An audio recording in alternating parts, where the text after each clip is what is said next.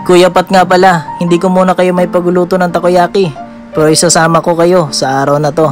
Kaya tara, samahan niyo ako.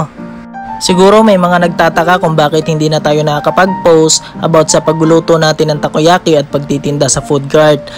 Para po sa kaalaman ng lahat, mas pinili na lang po muna namin na mag-relax at asikasuhin po yung mga bagay-bagay na bihira lang natin magawa kung tayo ay busy sa ating mga food cart. Kasi ilang beses ko na pong tinry na magtinda kahit po alam po natin na matumal.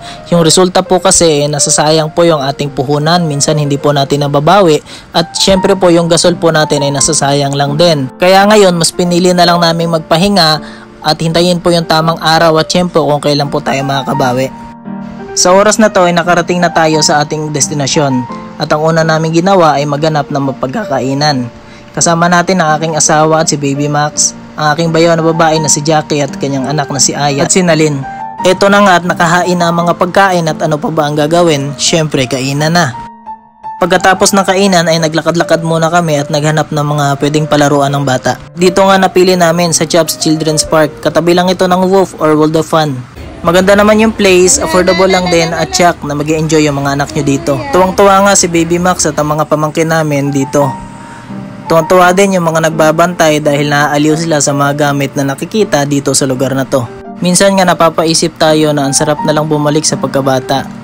Yung mga panahon na tanging laro lang yung nakakapagpaiyak at kinatutuwaan natin.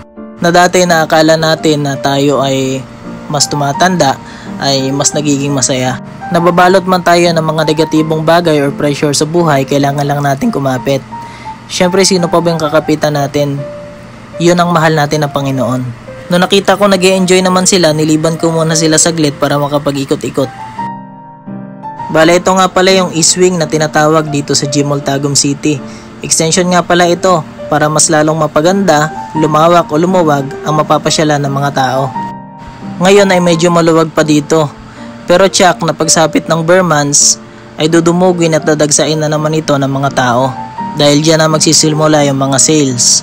Mga murang bilihin na kanilang pinaubos bago matapos ang taon. Ginagawa nila ito para pagsapit ng bagong taon ay mga bagong items din ang kanilang madi-display at maibibenta. Dito nga iba't ibang shop ng mga sombrero ang ating tiningnan dahil mahilig tayo dyan. Ngunit wala tayong napusuan kaya sa susunod na lang natin nabalik, baka may mga bagong labas na items na sila. Dito nga ay medyo napapagod na ako sa paglalakad kaya naisipan ko na balikan na sila. Sa aking pagbalik nga ay tuwang-tuwa pa rin silang naglalaro at sinusulit ang bawat oras. At ako naman habang naghihintay sa kanila na pag-isipan ko na magpamasahe muna. At sakto pagkatapos ko ay tapos na rin sila at napagdesisyonan na rin namin na umuwi. O paano, hanggang dito na lang muna tayo. Salamat sa pagsama.